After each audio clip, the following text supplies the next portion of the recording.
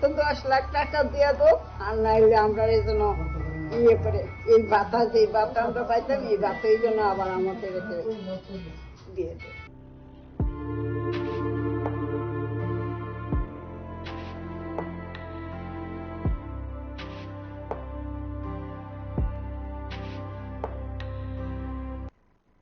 খবরটা পাওয়ার পরে দুইজন তো স্ট্রোক কইরা মারা গেছে, তারা আরেকজন হসপিটালে আছে স্ট্রোক কইরা।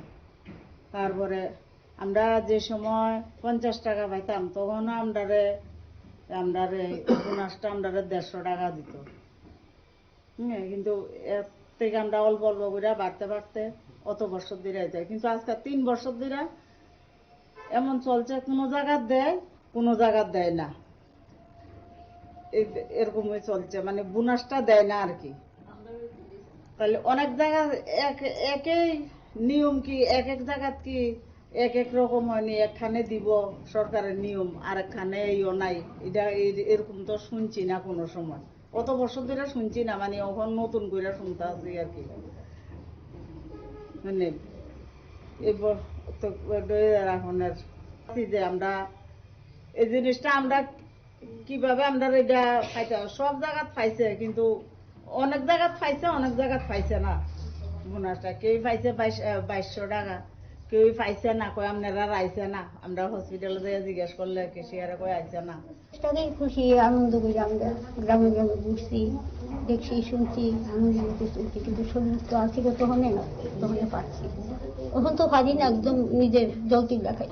ছেলে জন্ম হয়েছিল, এটা মারা গেছে, কর্তা মারা গেছে, বেশি দিন হয়েছে না, মার্চের 6 তারিখ মারা গেছে।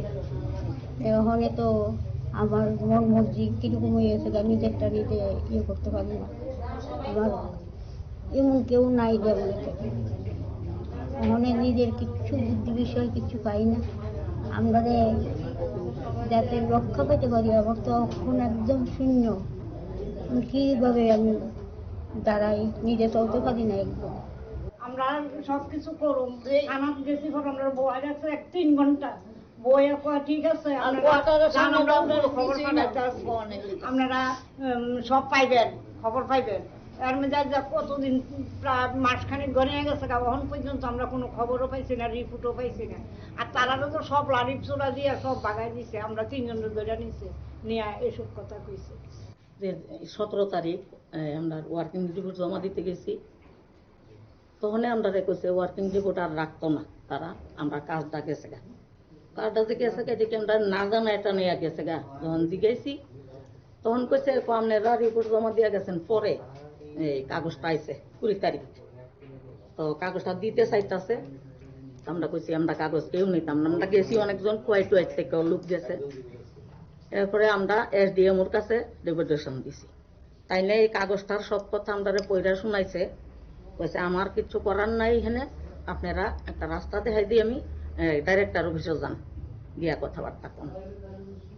তখন আমি একটা কথা কইছি SDM রে, যে স্যার আমরা যখন ট্রেনিং নেই, লাস্টের দিন স্বাস্থ্যমন্ত্রী আমরা অনেক কিছু কইছে, বক্তব্য রাখছে, তাই না লাস্টে এই কথা কইছে যে আপনারা এই কাজটা কোনো দিন যাইতো না, আপনারা যতদিন জীবিত থাকবেন, এমনকি মারা গেলে 1 মাস বেতন আনতে পারবো পরিবারের কেউ গিয়া। তখন স্যার কইছে এটা কি কোনো লিখিত কাগজ আছে? আমরা কইছি না স্যার, আমরা তো তখন বুঝি না, বয়সও কম, আর মাত্র 50 টাকা নিয়োগ করছে আমরা বুঝি না এটা যে এই জায়গার দাঁড়াইব, বা আমরাও এক সময় অসুখ বিসুখ হইব, বুড়াও মুখ, অনেক ব্যাপারে আছে আমরা। যাই হোক, কিন্তু এই যে না কইয়া টইয়া না জানাইয়া কিচ্ছু আমরা কাজটা বন্ধ করে দিছে। এখন আমরা এটার লেখা একটা মানে সুব্যবস্থা চাই। সুব্যবস্থাটা হইল হয়তো আমরা এই কাজেই পুনর্বহাল করুক, বা আমরা যদি আমরা অনেকের তো বয়স হয়ে গেছে, 70-এর উপরে হয়েছে অনেকের, হ্যাঁ, তাইলে এই আমরা এককালীন 10 লাখ টাকা দিয়ে তারা এটা দিয়ে আমরা লাইরা ছেড়ে আমরা নিজেরা ভাত খামু, ওষুধ টষুধ খামু। আমি 5 বার পড়ে গেছি গা, একদম বান্দা 5,000 টাকার ওষুধ লাগে আমার, এরকম সবাই এরকম। হ্যাঁ, তো এটা যখন বন্ধ করে দিলে আমরা ওষুধটা করতে খামো। আমরা মেইন কথা হইল এটা, এখানে অনেকে অনেক রকম কইছে যে এটা ভাতা না, আসলে এটা এটা না না সাম্মানিক ভাতাও না, এটা স্যালারি ওই, হ্যাঁ অনারিয়াম না। কারণ স্যালারি এটার কেড়ে আমরা কই যখন কর্মচারী এটারে ইয়ে দেয় দিয়ে দেয়, তখন আমরাও কিন্তু সিটা ফুটা পাই। তাইলে এটা তো ভাতা হইল না কোনোদিনও, এটা হইল স্যালারি। এই কারণে আমরা এরকম দাবিটা করছি যে হয়তো আমরা পুনর্বহার করুক। আরেকটা কথা হয়েছে, আমরা কিন্তু যদি বহাল পরেও আমরা অনেকেই আছে আমরা কোনো কাজ করতে পারতাম না, বয়স হয়ে গেছে। তাইলে দ্বিতীয় দাবিটা হইলো আমরা 10 লাখ টাকা একটা দিয়া তারা আমরা সন্তুষ্ট করলে আমরা আর কোনো আন্দোলন করতাম না। কিভাবে আছি এই টাকাটা অনেকই সংসারের একটা নির্ভর ছিল আছে। এমন সময় না জানে টাকাটা বন্ধ করে দিচ্ছে, আমরা যাই ভাই চিঠি দিয়ে ভালোই চলছি। আমরা পরিবার বেলায় এই টাকা তো- তখন আমরা এই টাকাটা যদি কর্ম হিসেবেও দিয়ে যায়, আমরা যাই পারি তাই করবো। 1000 লোকের মধ্যে যাওয়া নাহলে 100 জনের মধ্যেও তো আমরা তথ্য চালাইছি, আমরা খুঁজাখুঁজি করেও আমরা এখনো কাজে আছি। এই জায়গাটার মধ্যে আমরা তারা অফ করে দিল। নভেম্বর মাসের 1 তারিখে আর কাগজ জমা দিতে পারতাম না, বেতন ওরা হইতো না, বাস আমরা কি করে খাবো? এইগুলো কি করে এই বয়সে চলবো? আমরাও পোলাপাইন কিছু নাই, আমরা কেমনে চললাম? বেরো বয়স হয়ে আছে গা, সব কিছু এটা নিয়ে আছে। এতদিন তো যায় পাইছে, এটা যে ওষুধ খাওয়ানো লাগে বুড়া বুড়ি দুজনের, ওখান পঞ্চায়েতও কোনো বাতা দিছে না। তাহলে আমরা কি করে চললাম? কেমনে হঠাৎ করে ফালাই দিছে, জায়গা সম্পত্তিও নাই, তো কেমনে আমরা চললাম? সরকার আমরা যদি অনেকটা ওষুধ খাওয়ানো আর 2টা ডাল ভাত খেয়ে যেতাম পারি, এই ব্যবস্থাটা যদি করে দেয় তো এই আমরা আর কয়টা দিন বাচ্চা তো একজন মারা গেছে, এই আমরা খবরটা পাই। ওই হাই প্রেশার বাইরে যেতে গেছে, ওই ট্যাবলেট লগে রাখতে আছি। কোন সময় যেন আমরা মরে যাবো ওইটারও কোনো বিশ্বাস নাই। তো এইভাবে আমরা তাদের কাছে আমরা অনুরোধ, আমরা যেমন 2টা ডাল ভাত খাইয়া যেতাম পারি আর ওষুধটা খাইয়া যেতাম পারি, এই ব্যবস্থা যেমন আমরা করে যায়। আর কিচ্ছু চাই না আমরা তাদের কাছে। আমি এবার মরে গেলে আমি ঠাকুর আমার দিত, আমি আর আমার মায়া মরে গেছে, আমি মরে গেলে বললাম বাতাও দিছে না। বাতার লেগে আলাপ আলোচনা করছি, কয় আপনারা তো একটা বাতা পাইতেছে, তাইলে আর বাতা পাওয়া যেত না, না করে দিচ্ছে। আপনারা কেউই ভাতা পান না? 80 বছরের লোক আছে এখনো। তাইলে আমরা কিভাবে চললাম? আমার দেন, আমার ছেলে নাই, মেয়ে নাই, কেউই নাই। আগে ছাটাই গেল না, 60 বছর হলে তো আরো 20 তাইলে তো আগে আমরা ছাড়াই করে দিত বা জানাই দিত, কিন্তু কিছুই করবো না। আমি একটা ঘর ভাড়া থাকি, আমার একটা মেয়ে নার্সিং ট্রেনিং করে মানে এটা মারা গেছে, লিভার ক্যান্সার হইয়া। কিন্তু আমার যে মায়া আসলে মায়া তো মরে গেছে, ওখানে আমি কেমনে চলবো? আমি বাড়ি বেচা ঘর ভাড়া থাকি অনেক, আগের দিন ধরে ঘর ভাড়াও দিতাম পারতাছি না। আমি অনেক কি সমস্যা আছি। কত বছর ধরে কাজ করতেছিলেন? ওই থ্রিতে ট্রেনিং। এখন বয়স কত আপনার? আমার অনেক 62 বছর। সরকারের কাছে কি আবেদন করবেন? ওই তো ওইলে আমরা যে কাজটা করি সম্মানীয় ভাতাটা এটা চালু করো, আর নাইলে 10,000 টাকা দিয়ে দেব, আর 10 লাখ টাকা দিয়ে দেব। ছাটাই করা হয়েছে। আমরা নভেম্বরের 17 তারিখ কাগজ দিয়া কইছে যে আমরা আর কাজ নাই, আমরা আগে কোনো কিছু জানাইছে না। হঠাৎ করে এভাবে জানাইছে, আর এই বয়সে আমরা কই যাবো, কি করুম? সবচেয়ে আমরা ওষুধের প্রয়োজন, মানে ওষুধের টাকা জোগাড় না হইলে আমরা যেটা মারা যাবো। অনেকে এরকম আছে একদিন ওষুধ না খাইলে তারা মারা যায়। তো ওখানে এই কারণে আমরা এই রাস্তাতে নামছি। ওখানে আমরা যে সরকারে কি করব, আমরা ওখানে 2টা দাবি করতাম। আমাদের 2টা দাবি, একটা হইলে আমরা যেই কাজের থেকে বাদ দেওয়া হয়েছে এই কাজটা ফিরাইয়া দাও, আর নাহলে আমরা 10 লাখ টাকা করে আমরা মাথা দিতে দিয়ে দাও। মানে কত বছর ধরে আপনারা করতেছেন? আমরা 83 সনেতে করতেছি। 83 সনে আমরা 50 টাকা করে করছিলাম। 12-13 বছর করার পরে আস্তে আস্তে বাড়তে বাড়তে আজকে গিয়ে 7,200 টাকা হয়েছে। 7,200 টাকা ভাড়া 200 টাকা ভাড়াইয়া দিয়ে ওই আমরা নোটিশ দিয়ে দিছি। যেদিন আমরা বেতনের কাগজ জমা দিব সেদিনই আমরা নোটিশ দিতে আজকে থেকে মানে কাজ আপনারা নাই।